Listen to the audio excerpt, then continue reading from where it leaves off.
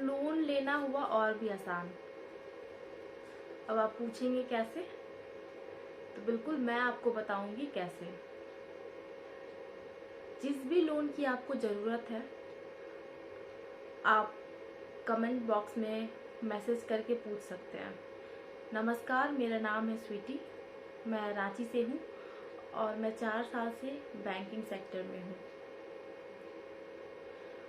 ज़्यादातर लोगों को बिजनेस करने के लिए, स्टार्टअप करने के लिए लोन की ज़रूरत पड़ती है, या फिर घर खरीदना हो, प्लॉट लेना हो, या फिर शादी के लिए, किसी भी पर्पज़ से मिडिल क्लास फैमिली हो, अपर क्लास फैमिली हो, कोई भी फैमिली हो, जो एलिजिबल होते हैं वो लोन ले सकते हैं अपने ज़रूरत के हिसाब से। तो बेसिकली मैं सबसे पहले जो सबसे छोटा अमाउंट का लोन होता है, जो पर्सनल लेवल पे, बिजनेस लेवल पे आप ले सकते हैं, सैलरीड प्रोफाइल हो, या फिर आप कोई बिजनेस करते हो, आईटीआर वगैरह फिल करते हैं, तो उन लोगों के लिए। तो बेसिकली बहुत सारी एनबीएफसी कंपनी होती है जो बिजनेस प्रोफाइल को लोन देती है। ज़्यादातर वो लोग 3 साल का विंटेज देखते हैं कि आपका ये जो बिजनेस चल रहा है वो 3 साल पुराना है या नहीं है। अगर नहीं है तो उसके लिए अप्रूवल लगता है किसी भी कंपनी में, वो उसका इंटरनल पार्ट होता है। बेसिकली मैं आपको पेपर वर्क बताऊंगी कि क्या क्या हो सकता है।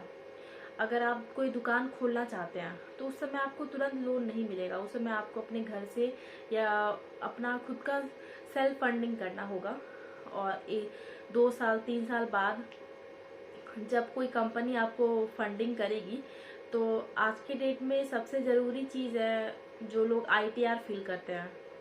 बहुत ऐसे लोग हैं जो 5 लाख से कम का आईटीआर फिल करते हैं अपना टैक्स बचाने के लिए, या बहुत ऐसे लोग हैं जो इनकम आ रहा है, जो जेन्युइन है, वो दिखाते हैं अपने आईटीआर में, ताकि आगे इन फ्यूचर उनको लोन बड़े अमाउंट पे मिल सके। तो उद्योग आधार जो सेंट्रल गवर्नमेंट का है, एमएसएमई, जो आज के डेट में कंपलसरी हो गया है, उससे आपको सबसे बड़ा बेनिफिट मिलता है कि 1% आपको ब्याज कम में मिलेगा, और एक पर्टिकुलर दुकान का आपका रजिस्ट्रेशन भी हो जाता है कि आप ये बिजनेस अब 2 साल पहले से कर रहे हैं, या अभी आपने ये बिजनेस किया, किसके नाम से है, वगैरह वगैरह। ये सारा, ये बस 3 घंटे का समय लगता है। इसमें सबसे ज़रूरी चीज़ होता है कि आपका आधार नंबर लिंक होना चाहिए आपके नंबर से, ताकि ओटीपी आ सके।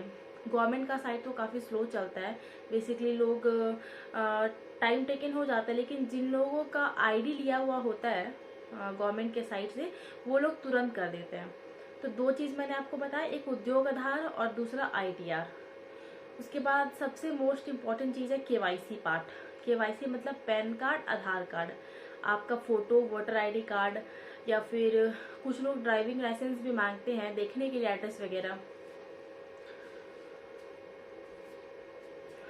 और साथ में बिजनेस प्रोफाइल में खासकर एक महिला को लोन में लिया जाता है, वो मैं आपको बताऊंगी वो क्यों ज़रूरी होता है।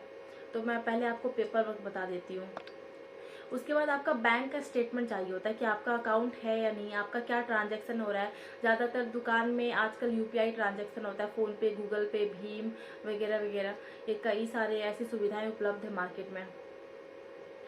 तो वो चीज़ देखा जाता है कि आपका क्या ट्रांजैक्शन है, इसलिए बैंकिंग और डिसबर्समेंट, जो पैसा आपके अकाउंट में आएगा तो किसके थ्रू आएगा, इसलिए एक बैंक स्टेटमेंट लेना ज़रूरी होता है। साथ में एक चेक लगता है, जो कि आप जिस भी कंपनी से ले रहे हैं, बैंक से ले रहे हो, एनबीएफसी से ले रहे हो, या माइक्रो फाइनेंस किसी कंपनी से ले रहे हैं, आप उनके नाम से वो चेक को अकाउंट पे करके वो चेक साइन करके देना होता है। तो बेसिकली हो गया ये मेजर पार्ट। उसके बाद फिर वो आपका सिविल देखते हैं। लॉगिन करने के बाद जो प्रोसेस होता है, आप 4 लाख 5 लाख जितने के एलिजिबल है, यहाँ पे आपको जितना लोन चाहिए, सबका रेट ऑफ इंटरेस्ट भी अलग अलग है। एक बारी मैं आपको बताऊंगी कि किस बैंक का रेट ऑफ इंटरेस्ट कितना है और कहाँ से आपको लेना चाहिए।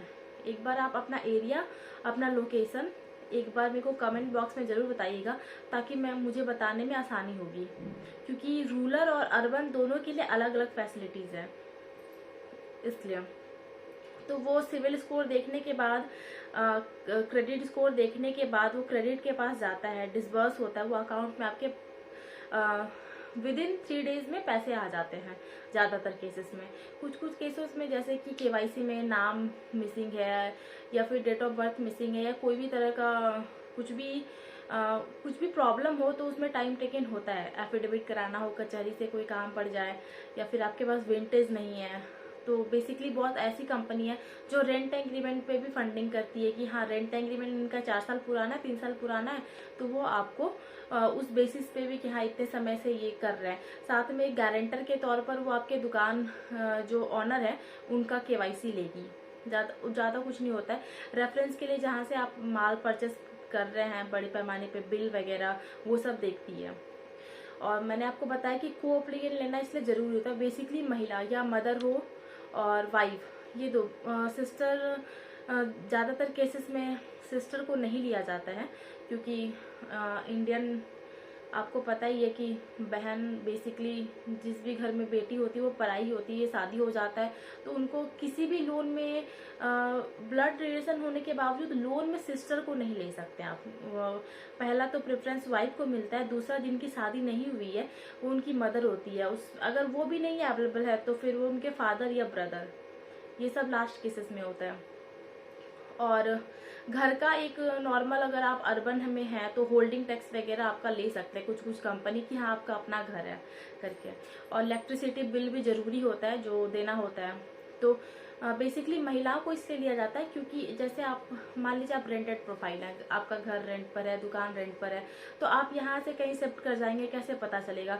तो एक महिला होती है बेसिकली वो घर पर होती है, उनसे काफ़ी कुछ जानकारी मिल जाता है। बेसिकली लोग जब इंक्वायरी के लिए 2-3 लोग आएंगे, एक ब्रांच लेवल से होता है, एक क्रेडिट लेवल से होता है, ये हर कंपनी में होता है, चाहे वो माइक्रो फाइनेंस हो, एनबीएफसी हो या कोई बैंक हो, ये सब एफआई होता है जो कि आपका घर, आपका दुकान, ये सब वेरीफाई करके वो लोग जाते हैं।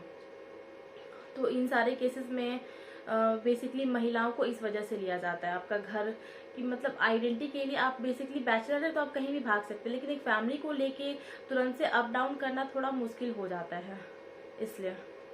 तो ये मेरा पहला वीडियो है, मैं आशा करूँगी कि आप लोग ज़्यादा से ज़्यादा सब्सक्राइब करें, लाइक करें और कमेंट बॉक्स में बताएं कि आपको कौन से लोन की नीड है। मैं आपको, ये मेरा पहला वीडियो तो मैं बहुत अच्छा नहीं कर पाई हूँ, लेकिन नेक्स्ट टाइम मैं अच्छे से प्रिपरेशन करके मैं अच्छा सा वीडियो बनाऊँगी ताकि आपको समझने में और सुनने दोनों में अच्छा लगे। और जो भी हो प्लीज़ लाइक और शेयर कर ज़रूर करें।